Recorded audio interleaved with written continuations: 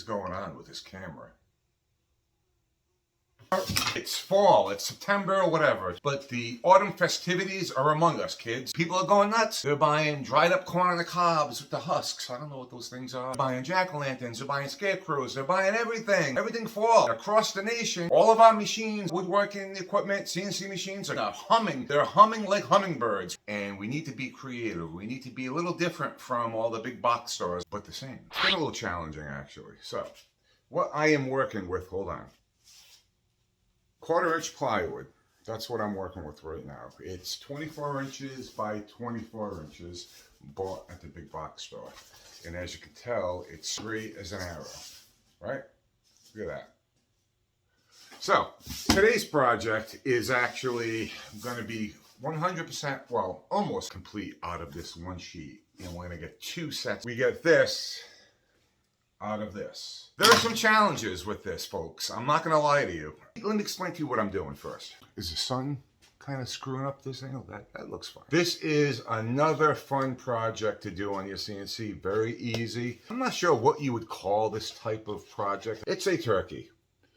Gobble, gobble. I don't like that font, by the way. I changed that font. But this is actually the first one that I did. I wanted to test out the material and the actual overall design to see, you know, aesthetically and proportionally did it work. So you can get 2 of these with all the assemblies on one 2x2 sheet. I already cut a bunch of them. I'm going to show you through the process. So I cut a bunch of, you know, feathers for the turkey, the belly of the turkey, body of the turkey. This is the font I went with. This is 1/4-inch plywood, a lot of feet, tricky feet. These were a challenge, but let me get back to the first one I made. So this actually is like 5/16 inch plywood, a different type of plywood. But once everything's painted, it blends in anyway. I'm not gonna paint this one. This was just a test piece. So I went with the 1/4-inch plywood because I think it looks better and it's cheaper. In the design, I added these V-carve lines here to separate the feathers to give a little dimension, and I think it worked out. I had to be a little creative with that because I don't have the pro version of Carbide Create. I just have the standard free version, so I had to be a little creative in getting those in there, but I'll run through that process in a minute. And for the feet, we're using just regular, I think it's 1/4-inch dowel material, and the feet go on like that. And believe it or not, when it's all constructed, it does balance and stand up on its own. So it's very basic construction, as you can see. I had to add a piece back here to support the dowels for the legs, but everything just goes together with glue or staples or nails. This is a great project to do because if you have kids at home and you want to make a bunch of these, this is a great arts and crafts project for your kids to put together, and you know, it's fun for the whole family, really. All right, let's get to the wood. Like I said, I'm using 1/4-inch plywood, which part of the problem is, as you all know, plywood does not have an even thickness all around the board. So it could be 0.25 over there, 0.23 over here, and it could be 0.22 over there. And this one you can see is kind of humped in the middle. So that presented a challenge on the CNC because how do you hold a solid sheet of plywood without having a vacuum press in the middle? So I had to design the cutouts in a way where I could use both regular down pressure clamps and screws to hold it in place. There's a few different iterations of my process. I started off using double-sided tape, which I absolutely hate using, but for some of these small pieces, like the little beaks and the little flappies on the turkeys, I don't know what you call those, but these were very difficult to machine with double-sided tape because it was just a mess, and most of the time they would just kick out and get ruined by the router. So I ended up putting tabs. They do work, however, you do have some blowouts occasionally, and I suspect the reason why that's happening is these sheets of plywood are very distorted, and it's very difficult to clamp down in the middle of a piece of plywood when you need to cut it out without using carpet tape or double-sided tape. The machine now, what I did, I added a sacrificial piece on top of my wasteboard because I knew that there's not going to be any accuracy in cutting these pieces out, as you can see, because this plywood is just so badly distorted. This is my very crude clamping process, so but it's effective. And I have one clamp over there applying pressure and one clamp over there, but there's still a little flex over there. But I got most of it out with the screw, and the screw is strategically placed, and also the clamps where it's not in the way of the router. And I have a screw down there and a couple of clamps on the corner and the side. That's effective. That's good enough. So, like I said, I did add a sacrificial piece of plywood underneath because I knew that I'm not going to be accurate and it's going to go through. All right, let me just show you my cut list. And yes, I know Carbide Create, my pro version has been disabled. I know.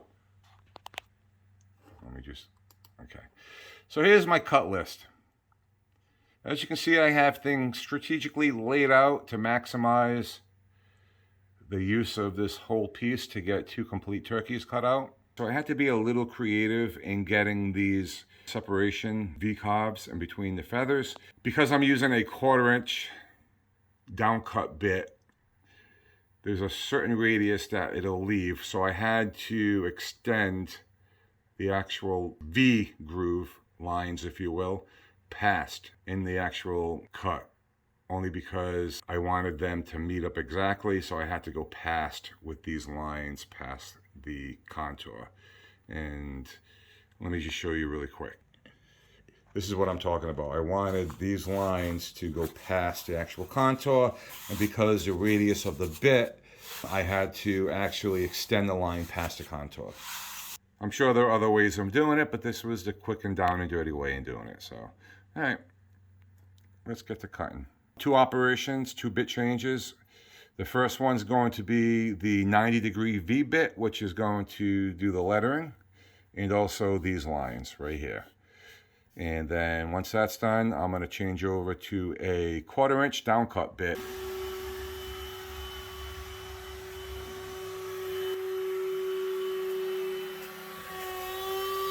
While that's doing that over there, I'm going to go and take care of all of that stuff over there. Start sanding and taking apart.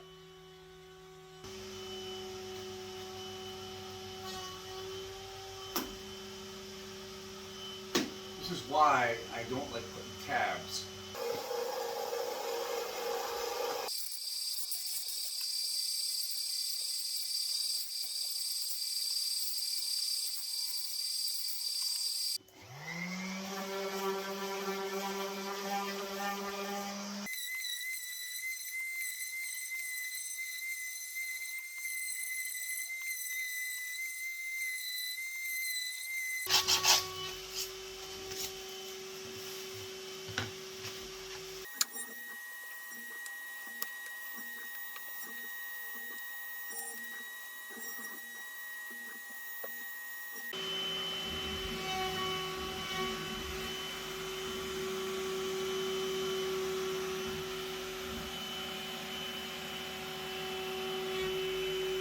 Okay, first operation done. Now we got to change bits to a 1/4 inch end mill.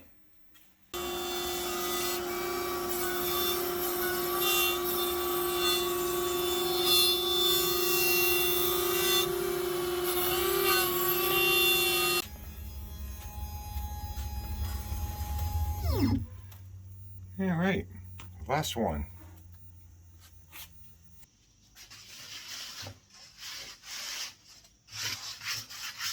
For full disclosure, I am not the owner of this design. I'm not sure who owns it, but I merely created it in my space for an arts and crafts project for the kids, but I did have to paint one myself.